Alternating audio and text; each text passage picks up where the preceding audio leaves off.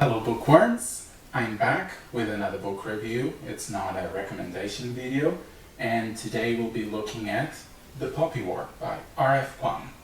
But before we unravel the intricacies of this tale, don't forget, subscribe and like the content, and let's go. So let's embark in this brutal journey that it is The Poppy War.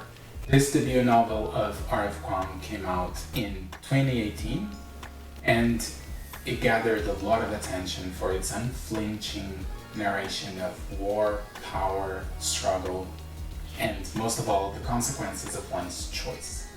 It is mostly marketed as a historical fiction or historical fantasy book. It should also come with some content warnings, because this book has some dark themes and it does not shy from them. So check those trigger warnings before you decide to read this book. Even being a dark historical fantasy book, this novel has a score of 4.17 out of 5 from over 200,000 ratings. That's a lot of ratings for this book. So it's time for us to dive into my impressions for it. But of course, before we plunge into the review, let's look at the synopsis. Again, timestamp floating around. If you don't want to hear anything, just skip to this time. Otherwise, stick with me and let's see what this book is about. When Rin aced the Keju, the empire-wide test to find the most talented youth to learn at academies, it was a shock to everyone. That she got into Sinagard, the most elite military school in Nikon, was even more surprising. But surprises aren't always good, because being a dark-skinned peasant girl from the south is not an easy thing at Sinagard. Targeted from the outset by rival classmates for her color, poverty, and gender, Rin discovers she possesses a lethal, unearthly power, an aptitude for the nearly mythical art of shamanism.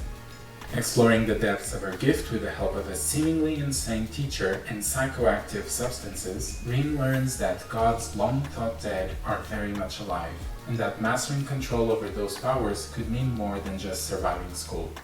For while the Nikara Empire is at peace, the Federation of Mugan still lurks across the narrow sea. The militarily advanced Federation occupied Nikon for decades after the First Poppy War, and only barely lost the continent in the second. And while most of the people are complacent to go about their lives, a few are aware that a third Poppy War is just a spark away. Rin's shamanic powers may be the only way to save her people, but as she finds out more about the god that has chosen her, the vengeful Phoenix, she fears that winning the war might cost her humanity, and that it might already be too late. Alright, now let's dissect the elements that constitute the Poppy War. Beginning with the plot, it's a roller coaster of intense emotions and brutal realities.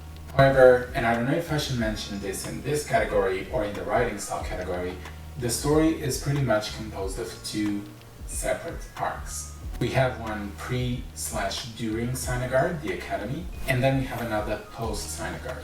You might get into this book thinking it's a dark academia subgenre of fantasy, and initially it is very much that. But then, more or less halfway, it changes register completely and it becomes more of a military fantasy type. For some people, this might come with a whiplash, you might not like it, not like the change so sudden. For me, it was okay.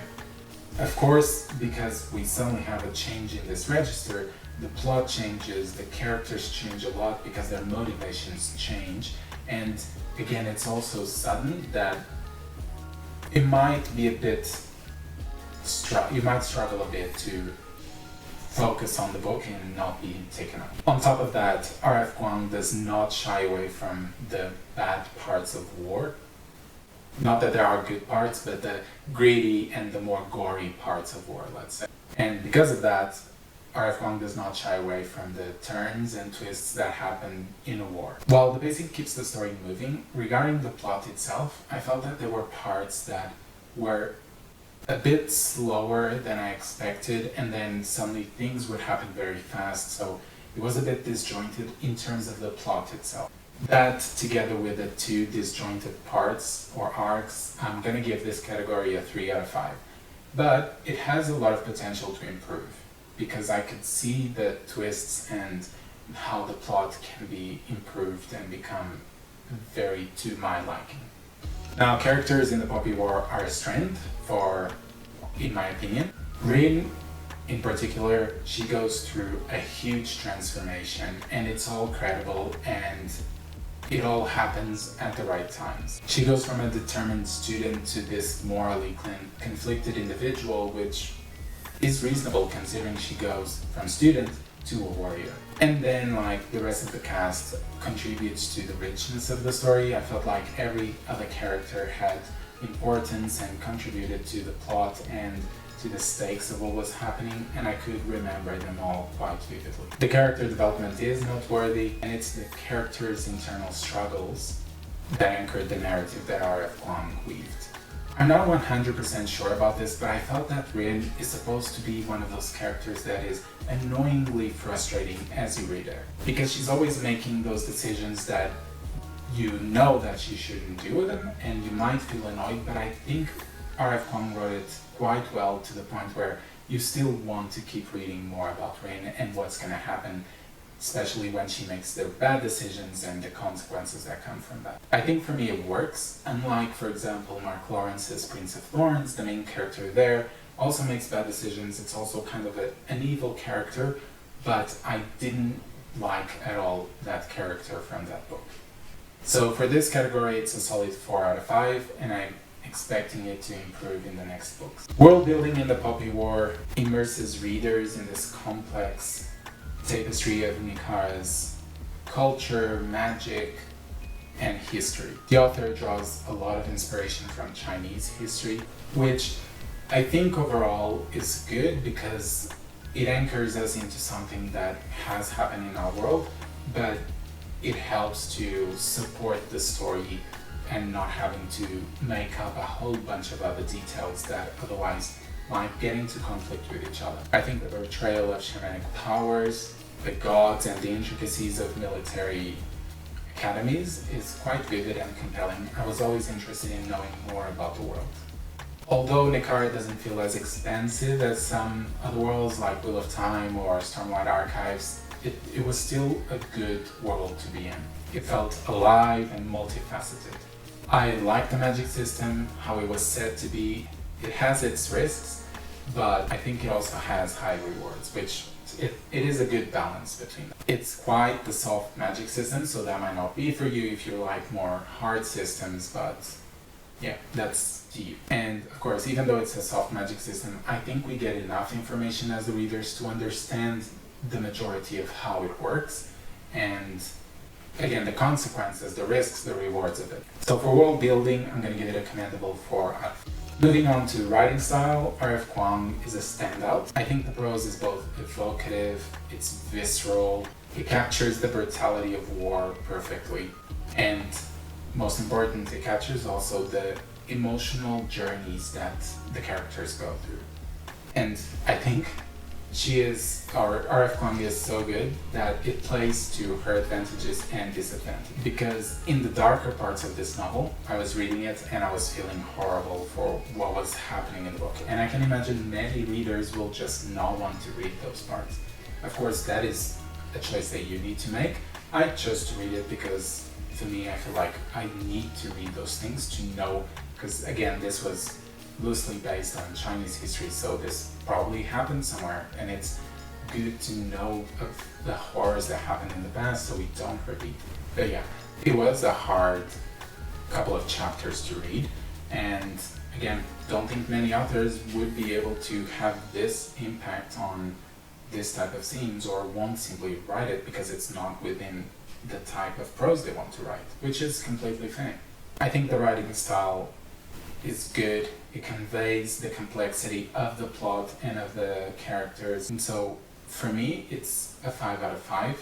But then again, there's also that part of the prose being split into two that I gave it mostly to the plot instead of the writing style, and so you might want to change here a bit. For me, the writing is a 5 out of 5. Last but not least, let's discuss enjoyment. I think The Poppy War is a riveting and thought-provoking read.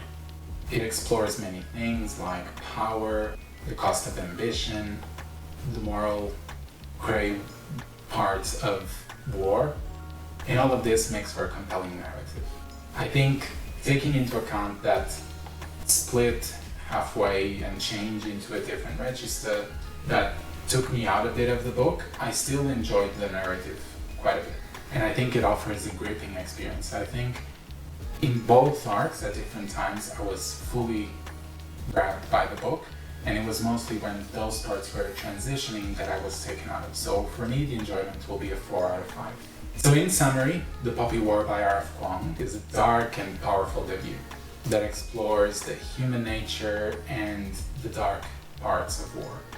It has a gripping plot, writing style, the characters are great, they're very well done, and the world building, even though based loosely on our world, is great and quite detailed to the point it needs to be. Of course, it's not without its flaws, but I think overall the strengths outweigh its weaknesses. So with a total score of 4 out of 5, I definitely think it's a book that deserves attention, but you gotta be careful if you want to read it or not, because in the end it has very dark themes and you might not be in the right mental state to read it. I didn't enjoy this book as much as the average good reader, but for me it might just have been that sudden change of gears that we faced halfway through. Might not happen to you, and especially if you're listening and watching this video, you know it's gonna happen, so you will be ready for it and you might enjoy it more. But so what are your thoughts on The Poppy War? Does it resonate with your taste in fantasy, or do you think this will not be your thing and you'd rather skip it and read something more light?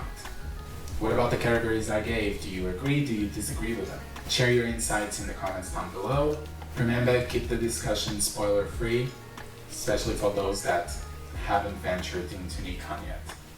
For those new to the channel, welcome. Don't forget to subscribe, like the comment, and we constantly have new adventures into new worlds, so you just need to wait a bit longer, and soon there will be another book review, or maybe another book recommendation. Who knows? Until next time, I hope you have happy reading, and may your next book be as unforgettable as this one was for me. Alright? Ciao.